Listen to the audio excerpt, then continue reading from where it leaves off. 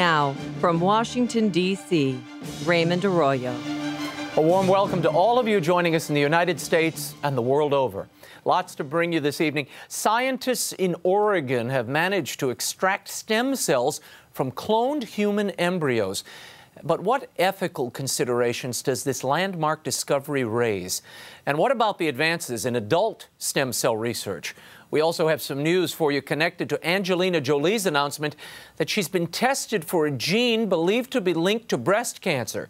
It's all tied to a patent battle playing out before the U.S. Supreme Court.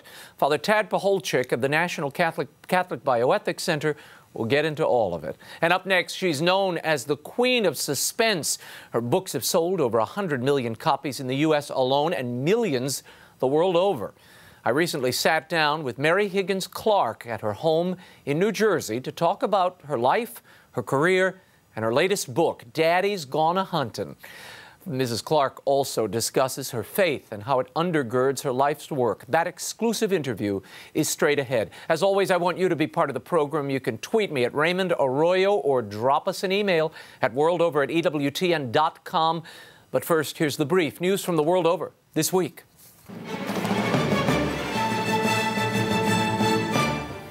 In Geneva, officials and diplomats at the United Nations Human Rights Council met for the latest in a series of urgent debates about the ongoing conflict in Syria.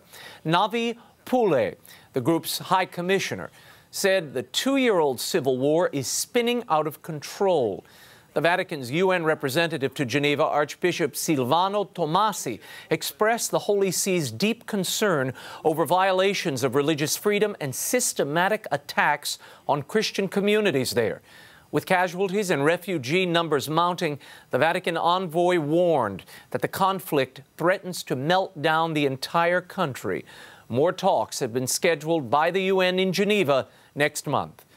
Meanwhile, the European Union did not renew its ban on arming Syrian rebels. Britain's Foreign Secretary William Hague won over his EU counterparts, arguing that lifting the arms embargo was necessary and right, and would send a clear message to President Bashar al-Assad's regime. The Foreign Secretary further warned that jihadists would tighten their grip on Syria unless weapons were sent to more moderate rebels. Melkite Catholic Patriarch Gregory III lamented that decision. He said that munitions support for the rebels does not ease the suffering of Syria's people. Patriarch Gregory characterized the current struggle not as a drive for democracy or a bid to replace an oppressive regime, but a fundamentally religious dispute between Sunnis and Shiites. And the Holy See is also expressing deep concern about violations of religious freedom and systematic attacks on Christian communities in other parts of the world. Back in Geneva, Archbishop Tomasi told the UN Human Rights Council that credible and shocking research shows that each year an estimated 100,000 or more Christians are violently killed because of some relation to their faith. He added that others are subjected to forced displacement, destruction of their places of worship, rape, and the abduction of their leaders. End quote. Meanwhile, European laws and rulings notwithstanding, it appears pro-family demonstrators in France are not going away anytime soon. A week after France's socialist government legalized same-sex marriage and same-sex couples adoption, hundreds of thousands of defenders of traditional marriage and families took to the streets of Paris in protest. Millions have demonstrated across France since its parliament took up the gay marriage and adoption legislation late last year. The demonstration at one point turned violent as police clashed with far-right activists who had reportedly joined the peaceful protest. Hundreds were arrested. However, according to protest organizers, police went overboard in confronting the protesters. Some, they say, were arrested for as little as wearing lapel pins, identifying them as among the pro-family demonstrators. Meanwhile, on Wednesday, France witnessed its first gay marriage in the southern town of Montpellier. The city mayor conducted the ceremony live on French television. The groomsmen said they plan to adopt. An horrific and amazing story coming out of China this week as a newborn boy was rescued from an apartment sewer pipe, apparently being birthed in the toilet. Dramatic footage of the rescue was broadcast nationally as firefighters sawed an L-shaped section of pipe with a baby inside. To free the child, they delicately dismantled the pipe. The baby is now safe and recovering in the hospital. Initially thought to have been left there, or left for dead, the state-run news agency reports that the boy's mother was the one who alerted authorities to the crying baby trapped in the pipe. The 22-year-old woman had apparently intended to abandon her baby as she could not afford to care for him. News reports did not indicate whether steep fines for violating China's one-child policy was a factor in the woman's decision to abandon her son. Staying in China, continuing troubles for the church there, authorities reportedly surrounded the eastern town of Donglu on Sunday, preventing visitors from joining the country's most cherished celebrations in honor of the Virgin Mary. A small number of local faithful were allowed to proceed with the Our Lady of Donglu procession, though police set up roadblocks leading into the town and expelled journalists and others who entered through smaller back roads. The communist regime has blocked Chinese and foreign pilgrims attempting to gather in Donglu each May since 1995. That's the year pilgrims reported an apparition of the Virgin Mary. On that occasion, communist officials mobilized hundreds of troops, arrested priests, and destroyed a small shrine dedicated to the Virgin. Back here in Washington, D.C., the U.S. Supreme Court on Tuesday dealt a blow to pro-lifers. The High Court declined to hear, without comment, Indiana's appeal of a court ruling which overturned the state's ban on funding for Planned Parenthood. Signed into law in 2011 by then Indiana Governor Mitch Daniels, the law cut all state funding for groups that provide abortions and barred them from receiving federal Medicaid money. And some news from Rome this week. According to the Italian daily Il Foglio, Pope Francis rebuked a group of Italian bishops who complained to him about the expanded use of the traditional Latin Mass.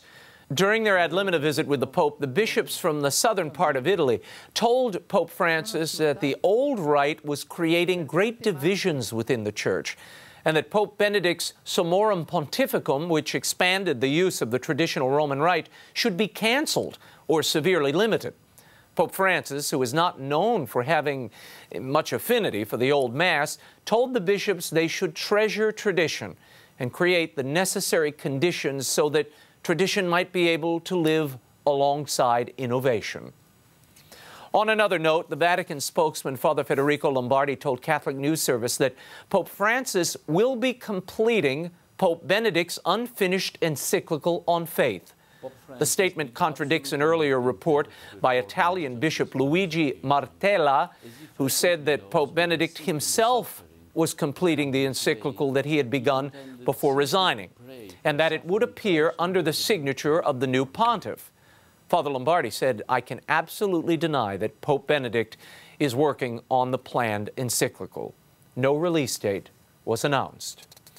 Outspoken priest and sociologist Father Andrew Greeley passed away this week at his home in Chicago. He was 85 years old, described by the National Catholic Reporter as the voice of liberal American Catholicism. Greeley was a prolific writer who challenged prevailing assumptions about the Church in his newspaper column and in his works of fiction.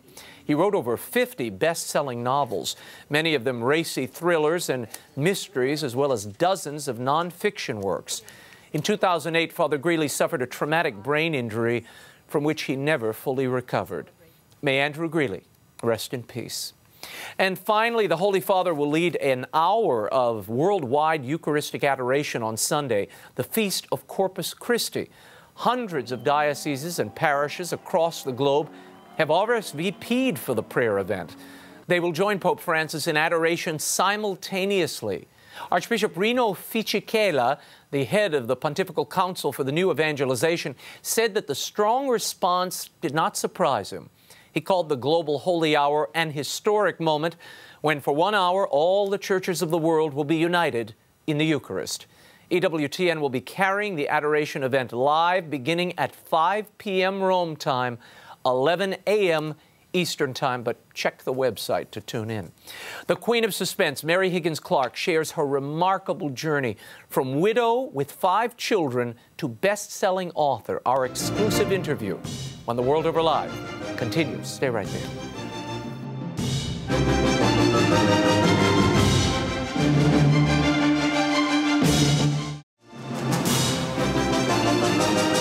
Now, once again, Raymond Arroyo.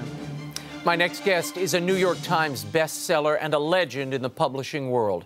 Since her first novel, Where Are the Children, was published in 1975, she sold over 100 million books in the United States alone. Her latest offering, Daddy's Gone A-Hunting, is another bestseller. At 85 years old, she shows absolutely no signs of slowing down. I sat down with her recently at her home in New Jersey to talk about her amazing life, her writing process, and the faith that fuels it all. Here's my exclusive interview with Mary Higgins Clark. Daddy's Gone A-Hunting. Where did the idea first come from? Well, of course, that is a nursery rhyme, as you know, and there are about 4 versions of it. Oh. The first 2 lines are the same. Bye, baby bunting, Daddy's gone a-hunting. Mm-hmm. And the version I love best is, I think is, read it right now. It's the first page of the book. Sure, right. Because I love the idea of it. It goes, bye, baby bunting, Daddy's gone a-hunting, a rosy wisp of cloud to win to wrap his baby bunting in. And actually, the clue to the whole book is in that. Mm-hmm. It is. Which you would not know as a first-time reader, yeah. But that was the version. That title has been playing in my mind for about 7 years. Wow. And that's how it sometimes is. They sit and sort of germinate for a long time before you're ready to receive them and use them. Say, what is the story? Mm-hmm. What is the story behind all this? Mm-hmm. And is that where you start? You ask, what if, you know, I was trained as an actor, and one of the things we were always taught was, one of the things you play with is, what if? What if Suppose, what if, and why is what a writer plays. Suppose, what if, and why. Suppose this girl, this young woman, in this book, suppose the family business is going downhill. Yeah. And the property is worth more than it. And the 2 daughters are saying the father's spending money like water, and it's really their money. Or at least they have a share in it, and not fair, the way he's hiring yachts. Well, the business is going down. And I used to go to a restaurant across the street from where I worked, and I'm going back to the 60s, starting in 1964, after I was widowed. I was writing radio shows. And at 5 o'clock, we were on 55th Street. We would run across the street for happy hour. I would have 1 glass of wine, and then I caught my carpool at 20 of 6. Never, ever missed it. But Jimmy, the owner, and that was a very successful restaurant, and fun, and good food. But he opened one on Long Island, and it wasn't doing well. And unfortunately, it burned to the ground. Oh. He opened one on the West Side. Unfortunately, it didn't do well, and it burned to the ground. And the FBI said, Jimmy, next time, try a flood. We're on to you, Jimmy. Was that one of the little bits of residue that worked its way out? Burning down the family, it always stuck. Try a flood. That's amazing. That is amazing. Let's talk for a moment about the reviews this book is getting. I just read the Hartford Examiner, and they said, it's a timeless saga of suspense. She is still proof that good storytelling never goes out of style. That's nice. I'll say. Oh, yeah, that is very, very nice. Mary, how do you keep it this long into your career? You've been doing this for 40 years, 40 plus years. How do you keep in touch with that audience and describe that audience for me, if you would? Who is the Mary Higgins Clark reader?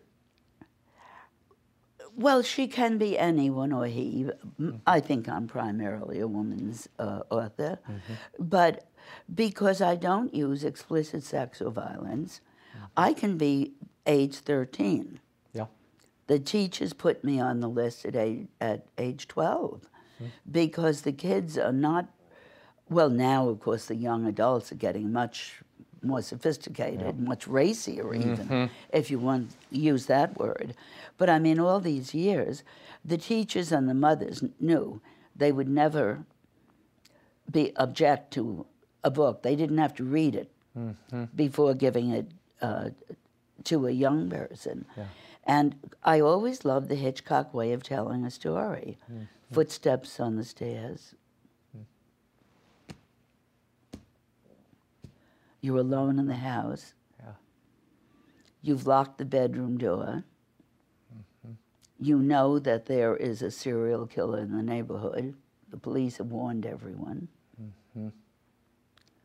The handle of the door turns, and even though it's locked, it starts to open. You reach for your cell phone, and it slides out of your hand. I want that kind of writing, as opposed to he shot her in one eye to see the expression in the other. Yeah, well, that's... Which is one of the great lines, Mickey Spillane. Yeah, it's a great line. It is a great line, but it's not Mary Higgins Clark. But it's not Mary Higgins Clark. Yeah. And it's not tearing the clothes off. Is that a choice, both artistic and moral, personal for you? It was natural. It's not something that I thought about.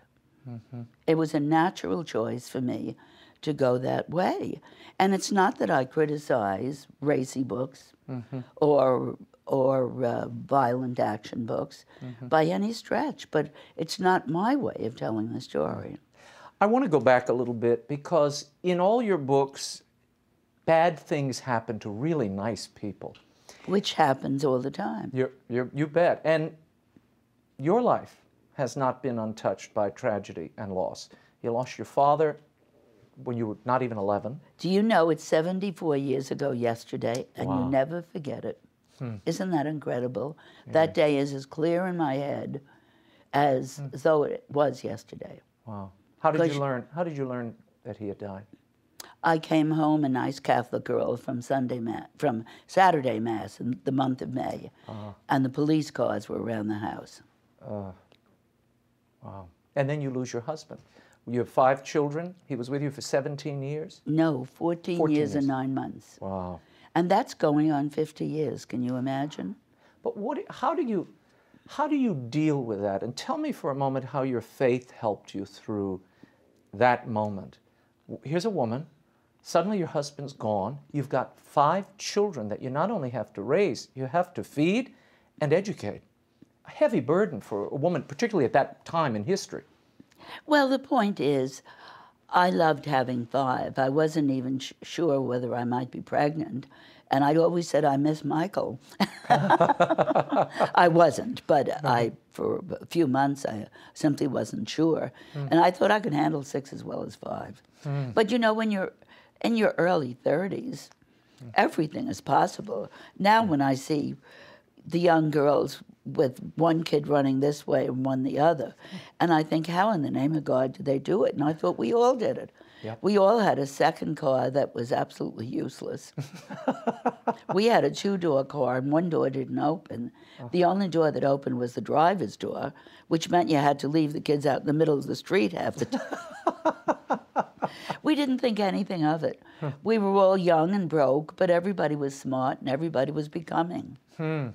And how do you hold a job, raise 5 children, and find time in the mornings to write, Mary?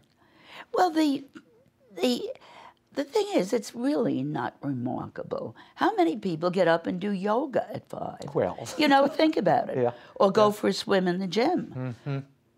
Instead of that, I got up at 5 and I wrote till 6:15.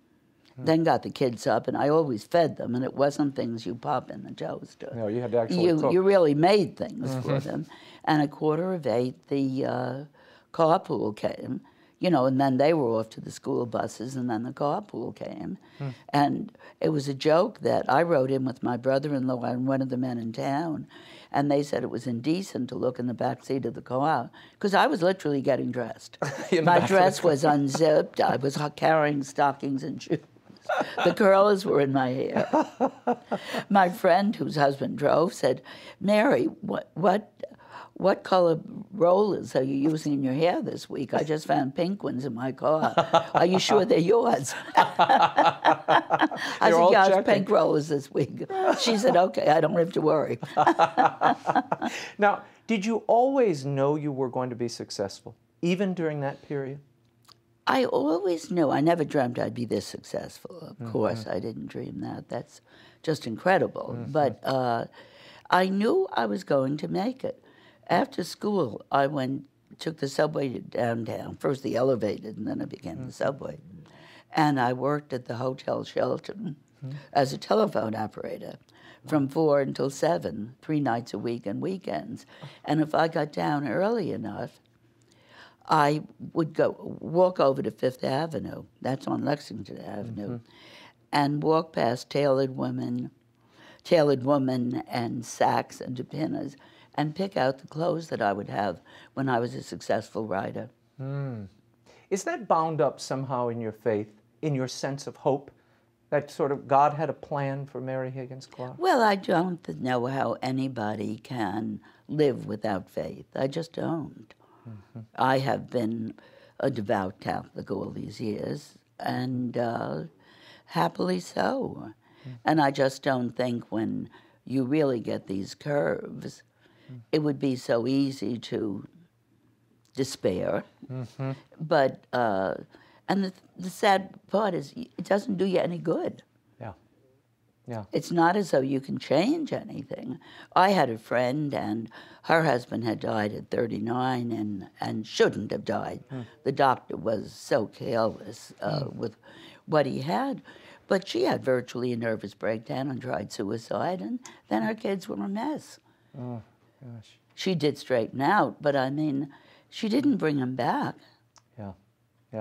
So you And have to deal with it it. makes it so tough for the children. Tell me about the example that your mother and your Aunt May were to you in not only modeling how to live a life, but the role of faith in a life, even amid tragedy. Oh, well, May was a nun outside the convent.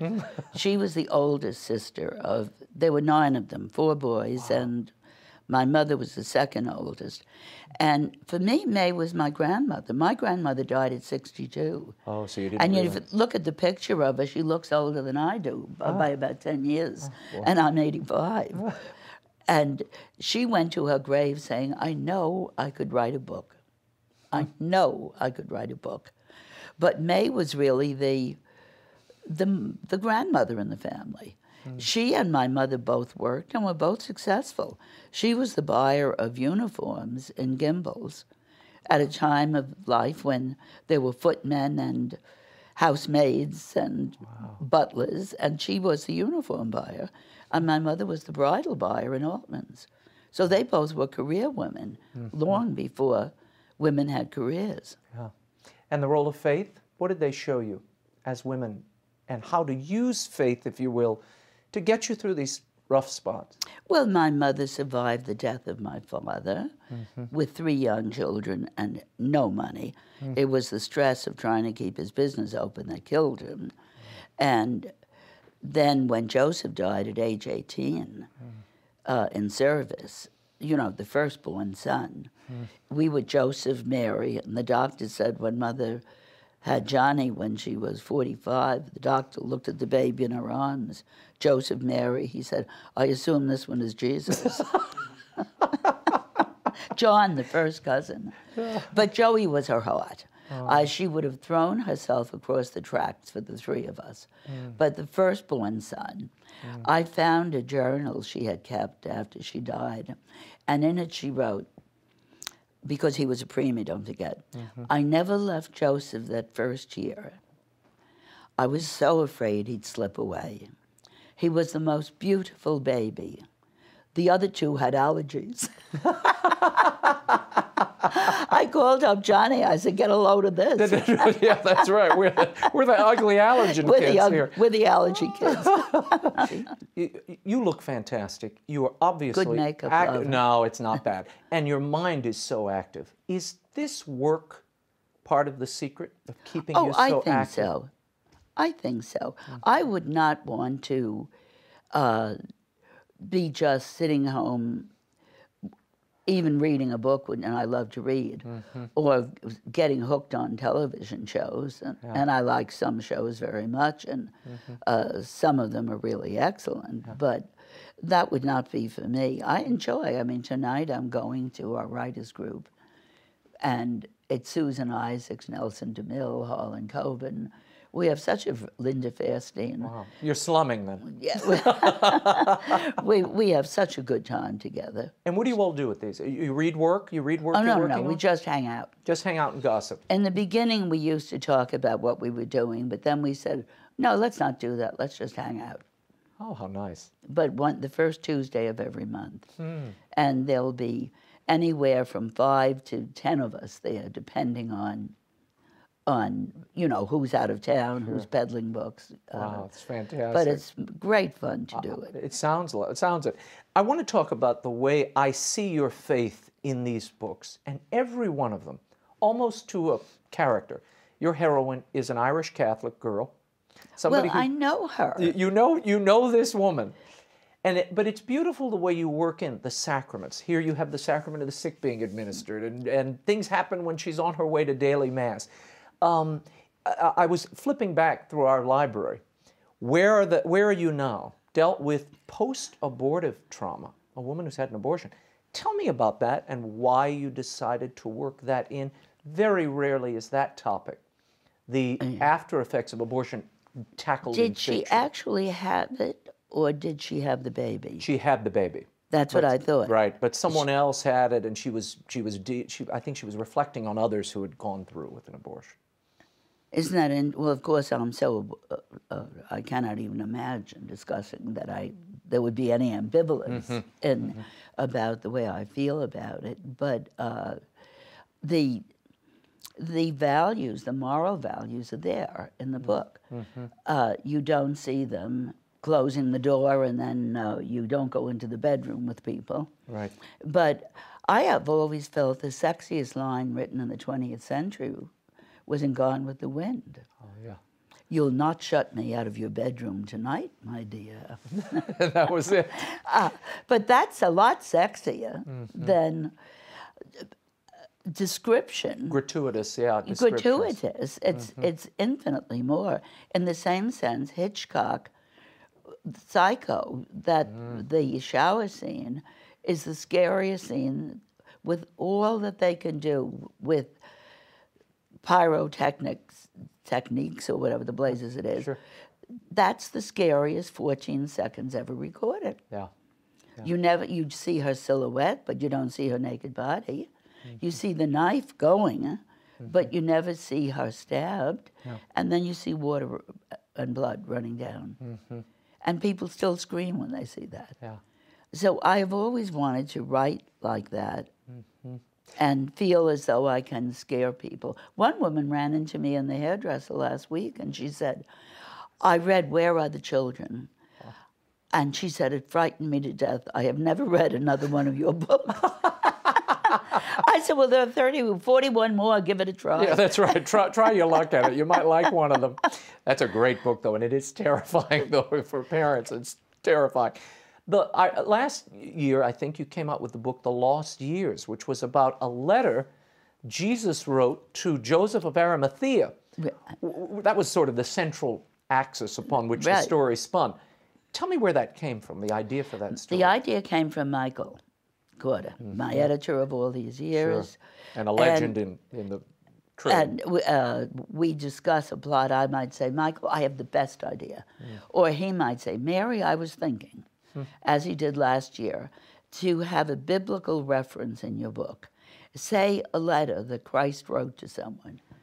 I said, Michael, in a suspense novel, I said, that could be, it could be sacrilegious, irreverent, But I kept coming back to it. And I thought, well, Jesus was a Jewish boy who went to temple 3 times a day. At 12, he was teaching the elders in the temple and discussing the scriptures, which he had clearly read and understood with them. And Joseph of Arimathea had the tomb where he was buried. And on Palm Sunday, one of the Psalms is, Joseph of Arimathea, a good and just man, and a secret disciple of Christ, had the courage to go to Pontius Pilate and request the body. And I thought Christ would have anticipated that. I can assume that Joseph was at the temple at Passover when Jesus was 12. Don't forget, it was only 21 years later. Right, right. And might have recognized that he had seen the Messiah, because when at the circumcision, 2 people recognized that, 2 old people. Right, that he was the I Messiah. can die now, I have seen the Messiah.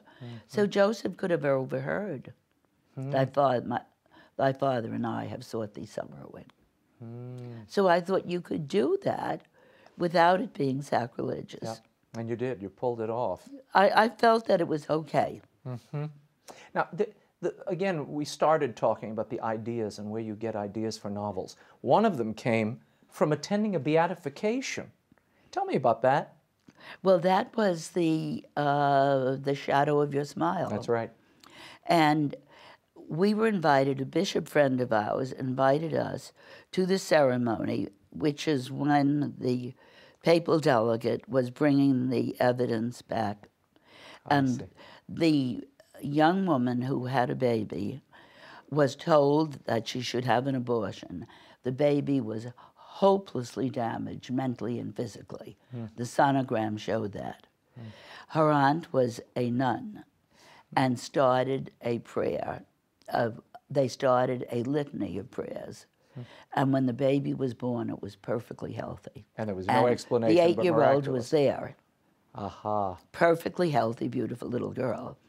And I thought, wouldn't it be interesting if the young nun, just before she went in, a guy who was crazy about her went into her room and she became pregnant. And she told the Mother Superior. She left the next day and then realized what had happened and gave it up for adoption.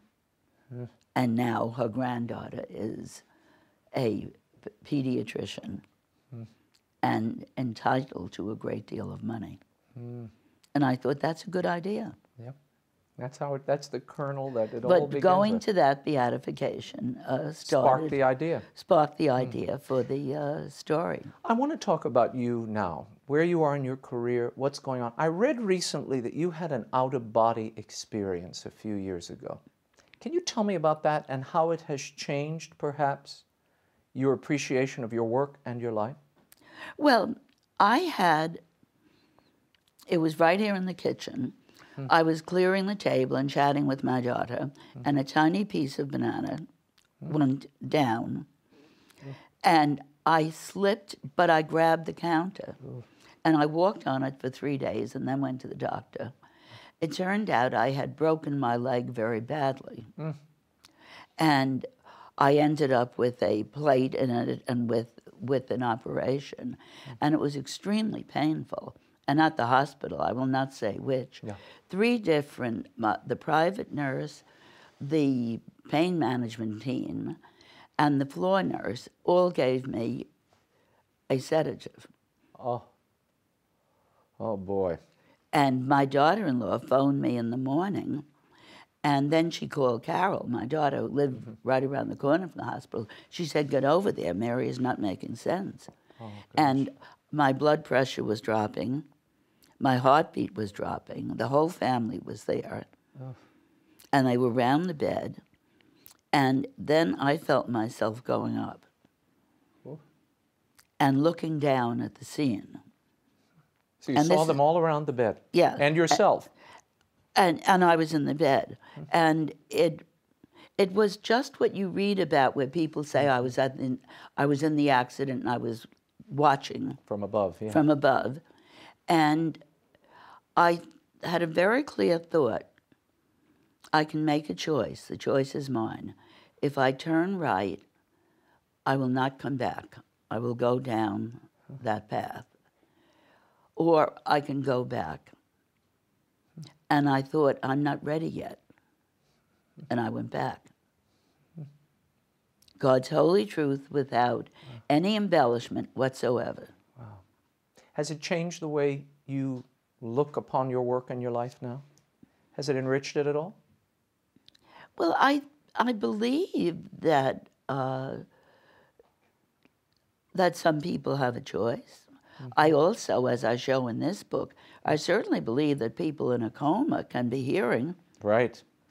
And the book, Proof of Heaven, is another book where they're ready to pull the cord. Right, and this doctor. And this doctor, because no brain activity was shown, and he was experiencing this wondrous.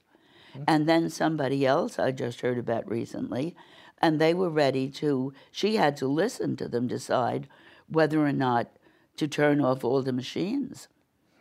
And she was absolutely conscious. I'm thinking, don't turn off. Please don't turn off the machine. Yeah, it's remarkable. It really is. And I had a friend who was dying, and they said she's in a coma. She won't know what you're saying. And I started talking to her about being in school together and laughing about. And all of a sudden, I saw tears running down her cheeks. I knew perfectly well she heard every word I was saying. Mary, are there any books that you yearn to write at this point? You've written children's books, which my kids read, your canon of suspense books, historical fiction, a memoir. Is there anything left? Anything that you say, if I had my druthers, I'd do that? I've never, well, except the historical one is Mount Vernon love story, so it's kind of a love story. And I've always wanted to write a love story, use my grandmother's name, Bridget Kennedy. She went to her grave saying, I know I can write a book. I know it. She died at 62. She's the one I said, she looks about 85. I've got a picture over there, or 90. But just send it out cold and see if it's, and occasionally writers have done that. Yeah. And I remember, I don't know which writer it was submitted to her own editor who recognized the writing. So she offered beginner's prices to buy it. Sneaky editor. A sneaky editor. I hope Simon & Schuster won't do that to you, Mary. Well, maybe we can talk. No, but it would be fun to see, could you just sell on your own? Right. Yes, that would be an interesting thing to do. You are 85 now. There are people I know at Simon & Schuster who hang their annual budgets on Mary Higgins Clark sales alone. It's factored in. I don't know about that. Oh, no. I know this. I have this confirmed. Not only has it been reported, I know personally. This is factored into the annual budget of that editor, that publisher. Feeling that weight of obligation to perform each year at 85 has to be a bit of a weight, is it not? Well, if I thought I couldn't do it, I would just say, look, I'll do a book every other year. But then I would wait a year and a half to start it. It's not as though I would start it and be finished with it and have it tucked in the drawer. Why not a James Patterson future for Mary Higgins Clark, where you get a team of writers and you lay out the plot, the characters, you sort of oversee the edits and do rewrites later? Well, actually, they are very keen to have me do one spin-off with another writer.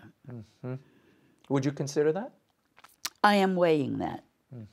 One, and I could tell whether or not I was happy with the result. But I would have a great deal to do with it. I would not just say, okay, write the book and, you know. Use my name. Use my name. That I wouldn't do. If I felt that, because I have ideas for other books and I can't write all of them. Right. So on that basis, as long as I had a great deal to do with it, I'm willing to try it once. But it will be me and Jane Doe. Right. So that people will know it is a co-authored book. How do you want people to remember you as a woman and as a writer? As a good storyteller. And as a good friend. Well, you've certainly been that, I know, to a number of people, not only here, but all across the country and the world. And you're such a friend that's constantly with so many people. As you travel around, they've always got Mary Higgins Clark under their arms or in their bags. Not too I'm shabby. very blessed. I am very, although I have to tell you, I got on a plane once, and a woman, I was in first class, the publisher is very generous, and a woman is avidly reading me, and I smiled, and I got myself that little seatbelt, got my own book out, turned around, and there she is. So the principle is, do not take yourself too seriously. Well, that was a little humility knocking on your door. You don't need that. You have such an incredible canon of work, and I look forward not only to people reading Daddy's Gone A-Hunting, but the many that will follow. Mary Higgins Clark. From your lips to God's ear. Thank you. Great to see you. Great to see you. Daddy's Gone A-Hunting by Mary Higgins Clark is available at bookstores everywhere and online from Simon & Schuster. You can also follow Mary on her website, maryhigginsclark.com. My next guest is a neuroscientist and one of the foremost experts in the world on bioethics. He joins us tonight to explore everything from cloned human embryo research to do not resuscitate orders to tattoos, can you believe it? Would you welcome the Director of Education at the National Catholic Bioethics Center, Father Tad Pacholczyk. Welcome back to the program, Father. Thank you, Raymond. Delighted Great to be with you. Let's start with this news out of Oregon. This team of researchers, they were able to extract human embryos, stem cells rather, from cloned human embryos. How significant is this? Well, this is very significant. This is something that people have been trying to do for a long time. So it's a historic moment. It's a historic moment. There's no question about it, because up until this happened, you could not say that human beings had been cloned. Now we can say it has happened. They've only been cloned as embryos, as very small human beings, and then they were intentionally destroyed. So this technique is called cloning for research, which basically means clone and kill. Yeah. Make the embryo for the purpose of its research. demise. Yes, in order to get the stem cells. Now, the advantage here, Raymond, is that if you do this with a sick patient, you would be making that sick patient's identical twin as an embryo, getting cells out of it, which could then be used to treat that sick person. And because it came from the twin, no rejection. So that's the power, that's the appeal of this technology. Wow, but the ethics we should explore here for a moment. They claim, these researchers, this is the quote, "No one in their right mind would want to do reproductive cloning. There's no intent to do reproductive cloning." Your take on that that's statement. the claim here. And everybody is like aghast. They'd say, well, if we're going to actually have a little baby that's a clone that's born, we need to make sure that doesn't happen. But this is exactly the technology that you need to do this. This is the same technology by which Dolly the sheep was cloned. Now, the researchers who did this, they're saying, well, don't worry about it. It's very inefficient. We tried to do it with monkeys for a long time. We couldn't get any of the monkeys to be born, so we don't think it's going to really work for the humans. But remember, it took more than 200 attempts to get Dolly to be born. So it's probably going to require the same scale of attempts. And you think this research is going on now, that people are actively attempting to? I think they will now be tempted because they've shown they can make the embryo. The next step is, let's take that embryo and implant it into a woman's uterus. And let's watch what happens here, because this is so exciting, so tantalizing. And you know what the argument is going to be, Raymond? Look, there's somebody who has infertility, and maybe they lost a child to a terrible accident. Now they want to clone that child. So we're talking about one parent birth, essentially. Well, in effect, yes, because there's no sperm involved in this. So the procedure is to just take one of, let's say, your cells. If we were to clone you, use a woman's egg. God forbid. This is the argument right now you're making, Father, but go ahead. Pretty compelling, right? I agree. Well, my family certainly go at home doing this now. Go ahead. So, I mean, you would take your cell, transfer the nucleus into a woman's egg, and without any sperm, just get that to go so that an identical twin of yours would be born, only much younger than you. Oh, now that has appeal. I could retire and just let the clone do the show.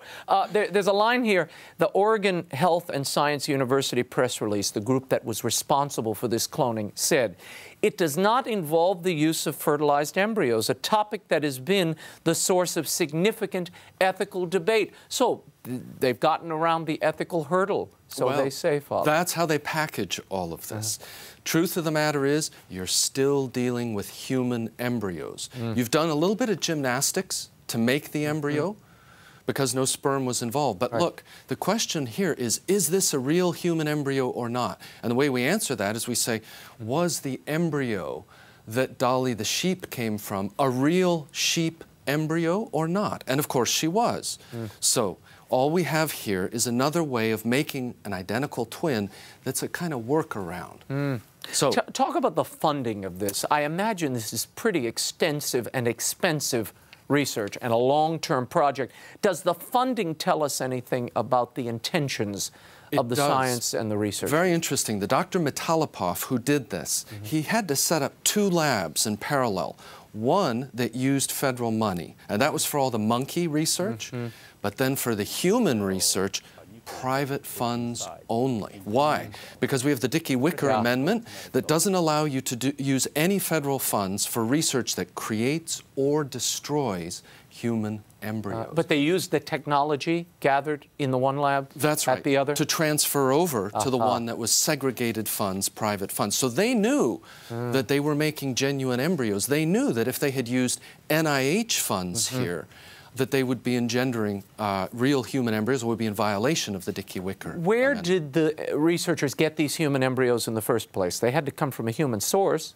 These human embryos were created by the nuclear transfer procedure. So the step of, as we said, cloning you, that's the procedure by which you make these embryos. It's remarkable. Yeah, it's remarkable. People have been asking, and I had a number of emails about this earlier, does a clone have a soul? That's a question that I think comes up because perhaps we've all been watching a few too many zombie movies. Well, if I was cloned, I'd be worried. Well, I know. A lot of people ask share the question soul, or what because happens? we're so uncomfortable with the technology. We think, goodness, would God allow for this kind of thing to occur? But I always ask people, look, have you ever met a pair of identical twins, one of whom does not have a soul? Have you ever met a human being anywhere that doesn't have a soul? This is just kind of, you know, one of these urban myths that arises. It's the same sort of thing that happened when we did in vitro fertilization. People were saying, well, are we going to be able to put sperm and egg together in a petri dish? Aren't we going to get Frankenbabies out of this? And of course, as we did it, it worked through perfectly fine. All of those in vitro babies have souls. The same will happen when we proceed further down the cloning boulevard that we have put our foot onto. Let's talk for a moment. There have been significant advances in recent weeks on the adult stem cell front, where we saw in April this 2-year-old girl, they grew a windpipe for her that was then transplanted. I mean, astounding things. In the University of Missouri, they did an adult stem cell taken from bone marrow, and with a combination drug, it yielded positive results in treating type 1 diabetes. On and on. I could go on here for muscle function restored. And I mean, it's amazing the advances there. So why the emphasis then on cloning humans and deriving embryos from that source when you have stem cells, adult stem cells derived from skin, that's already, they turn the clock back on it and it already is bearing fruit? Simple reason, because the scientists don't want to acknowledge the ethical issues here. If you're going at this and just saying, hey, these are just different techniques to do the same thing, and there isn't any real ethical concern raised by any of them, then of course, as a scientist, you're going to want to go down all the different pathways because you're not sure which one is going to get you the Nobel ultimately. You're not sure which one is going to provide the best therapeutic result. So you say, let's do everything in parallel and we'll just see.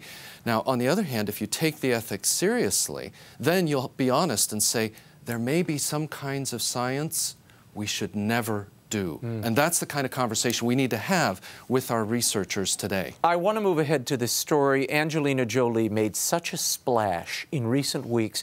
She announced that she was having a double mastectomy, but she first was tested for a particular gene, and the gene is a BRCA1 gene, which is believed to have a breast cancer link. She tested positive for this and then underwent the surgery. Now, turns out, and people are beginning to make linkage between this story and a court case that the Supreme Court is wrestling with. It turns out that particular gene, BRCA1, is patented by a company called Myriad Genetics.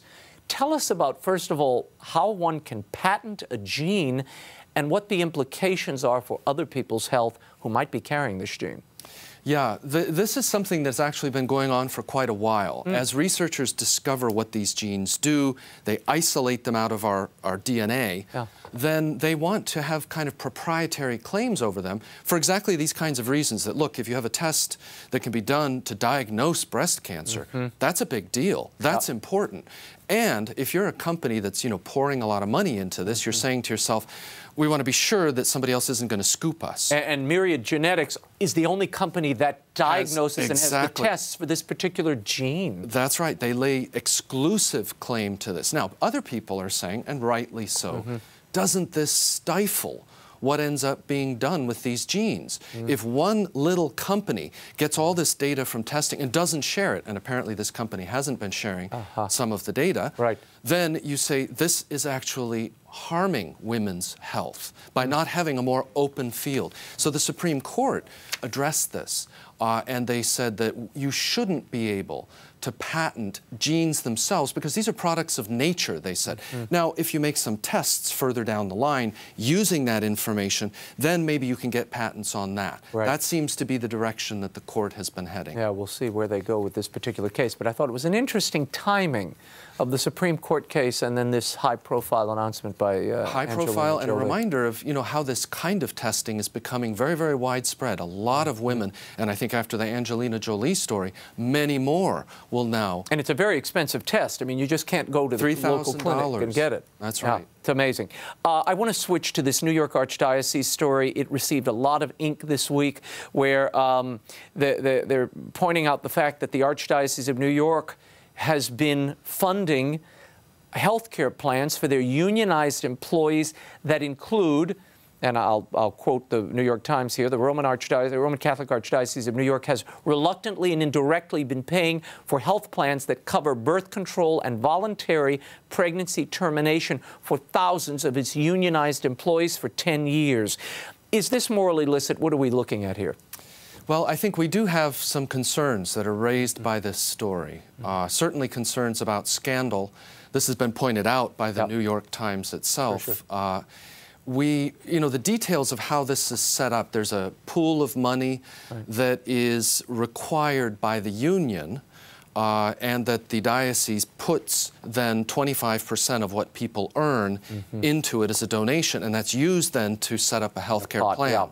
So from that pot, they've structured this health care plan that includes the problematic coverages.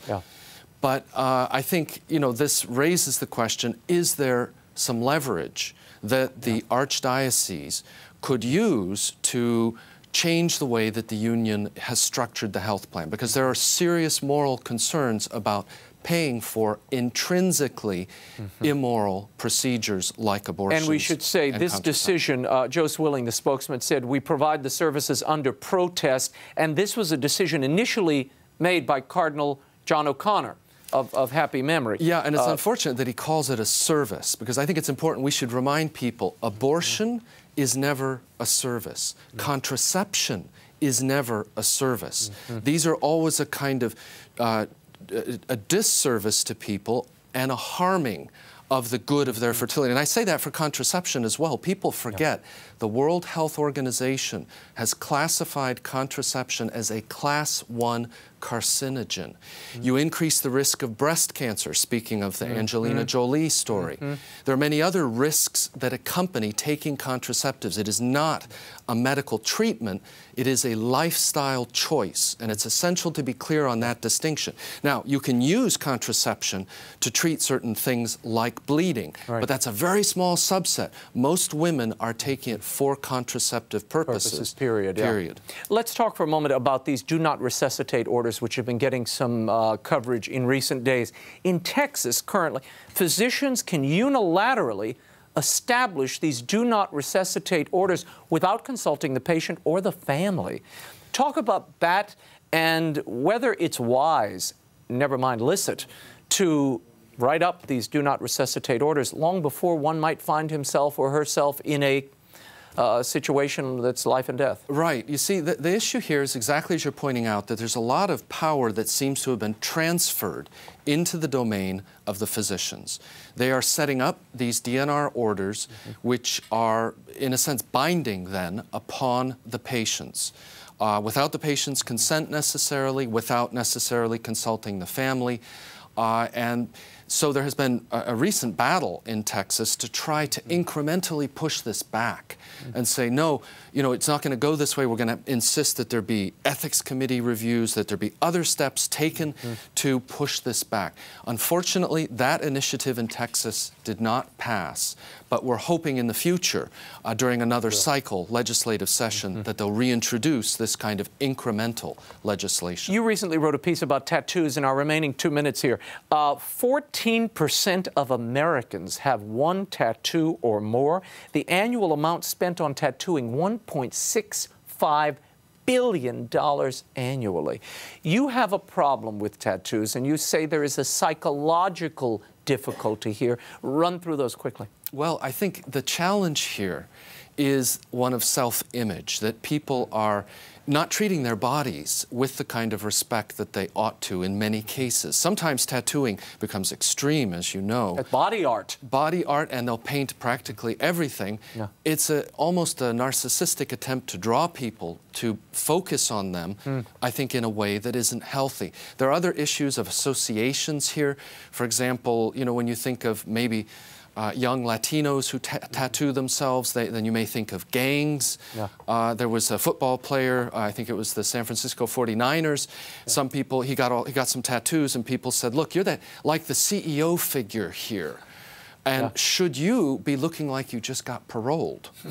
You know, so these issues, I mean, they're legitimate types of concerns about tattoos. And I think there really needs to be some kind of serious reasons before one goes down this path. And often there's not. To say nothing of the wear and tear that age can impose on your body art, which there was a great piece, I pulled it from the New York Times, put it on my website, where a woman was complaining that in her college days she had this unicorn placed on a certain part of her anatomy, and in time the horn of the unicorn has, you know, drifted, and she now deeply regrets this, but removing it is very painful and costly. And this is a very common phenomenon. They call it now tattoo regret. Oh, regret. Yes. Father Tad, thank you so much for being here. Great to be with you, Raymond. And look, for more on Father Tad Pacholczyk's work and all of his columns, visit the National Catholic Bioethics Center website at ncbcenter.org. Before we go, a special message to our viewers and listeners in the UK. I will be visiting London in a few weeks. I'm so looking forward to it. And on June 20th, I want all of our viewers in London and the surrounds to come and see me.